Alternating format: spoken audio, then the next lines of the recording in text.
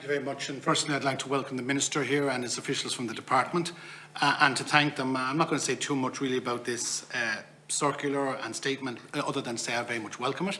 And I want to acknowledge you, Minister, for your enormous and progressive work in relation to support of councillors across the board. And I like that emphasis that you have talked about in terms of cross-party and none. And I think that's where local government is at its best. And I think there's great collaboration across local government in Ireland by groups who maybe have more geographical connection than political connection. I think that's really important. And anything that goes to support councillors in their work in local government is important.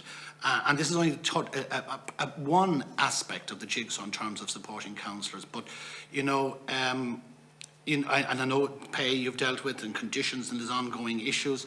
There's also the issues of mental health. There are a lot of reasons why people have to step down.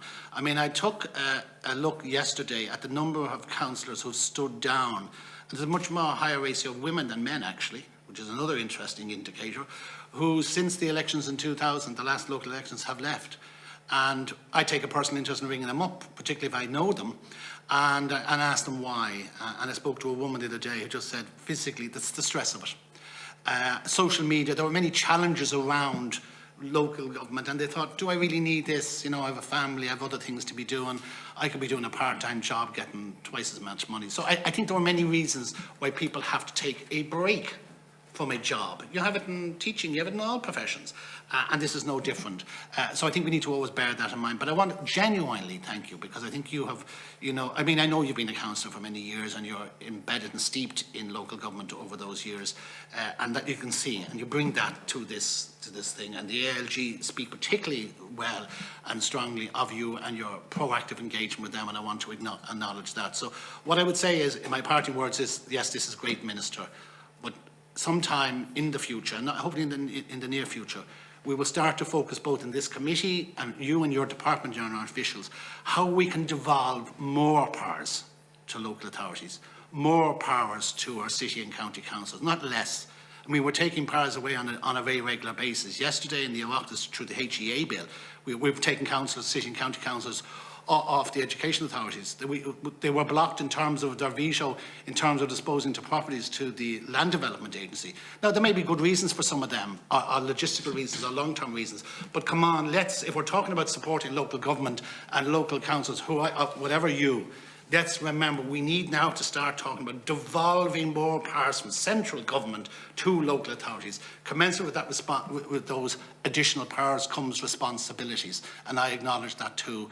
And I know that you're keen, and you've constantly emphasised that, Minister, the need, if we're going to give more powers to local councillors, we also, it comes with that with responsibilities, comes with that with supports, comes with that with further training and supports that they can become better councillors, better practitioners in advocating real democracy, real engagement at the ground within local communities. So I finish on that. I want to thank you for that indulgence, Chairman, and just going off on a bit of a strand there.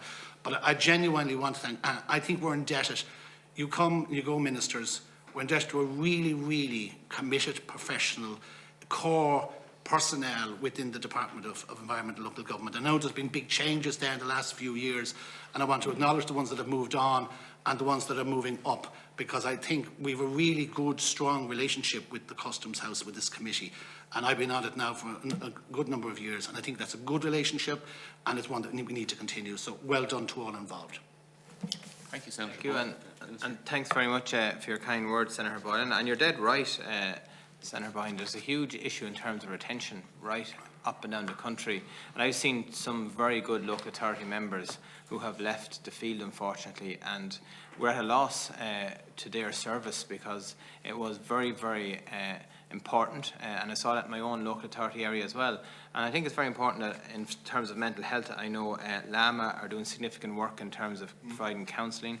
I was absolutely amazed and delighted to see ALG partnering up with UCC, having degree programs in terms of upskilling counsellors and really, you know, at the cutting edge of arming them with what they need to discharge their duties as local authority representatives. So I think we've got into a much better space in local government. But I think in terms of, and look, we all can do better in this regard, including myself, in terms of how we talk to one another in public discourse, because as you see in social media, and especially for women councillors, some of the stuff is horrific that is put up on social media. And I think when we talk to one another, be it in committees or in the chamber or wherever, we have to be very mindful of that, again, 99.9% of people, be they nationally or locally, are in politics, do their very best for their community. We all may have different views.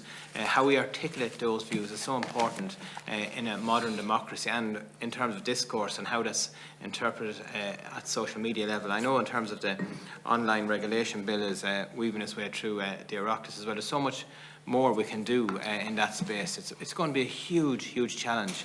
And one thing I would say is that from talking to women and going through it, see her elected, and one of the many engagements we've had over the last number of months, that see so many women just sometimes feel they have that extra bit of confidence to go forward and put their name on the ballot paper, because they're afraid of that additional scrutiny, or that they won't know everything A to Z in the alphabet. And one lady said back, quoting some recent individual, she said, there's been so many mediocre men in politics down through the years. Please give me the chance to vote for mediocre women. So I thought that was a very good line in terms of giving women confidence. And, politics is very hard, but supports are there, and they are getting better. And we need to encourage more women into it. And anything I can do, we'll continue on that path. Thank you, Minister. Just one second. Minister, just one other thing I missed out on, and you prompted me to think about it again. Ageism is alive and well in politics. And I spoke to a woman before the summer who was a teacher who was just retired as a principal of a primary school, steeped in her own community, steeped as a former principal for 30 years in a national school, involved in the GAA, major fundraiser for the hospice, everything, ticking all the boxes. Ask a busy person to do something and they'll do it. And she told me, I couldn't run, so who'd want me? And all the skills, all the knowledge that she had, all the experience that she had, all the networking she had, all the contacts she had, she didn't feel that there was a place for her to run in local government. And she said, anyway, I'm 65 or 66, and I said, but hang on, there's no age bar for it. And we hear a lot about bringing new people and new women into politics. I'm all on for bringing new women. I'm all on for bringing new men. I'm all on for bringing new people, diverse cultures into politics. But let's not suddenly forget there are older people that feel they have a lot to offer, and rightly so, and understandably so, and we need to support them. And I don't hear that language talked about. I don't see the pictures. You've got to see it to believe it. I don't see the marketing or because you've been a councillor for 30 years doesn't mean you have to give up in the next local elections. And perhaps let's not lose sight. There was a lot of emphasis on the newness, but let's also remember and value the experienced, and also remember that people who have had a very full life in community particularly have a lot to offer local councils. And I sometimes think we lose that in our discussion when we talk about the new local elections and the new way and new people. Yes, we always want new people, but we want experienced people too. And we want new people to come into politics at 60 and 65 and 70. Loads of them. Why not? And it's to be representative of the communities and the diversity within our communities that's really going to strengthen local government.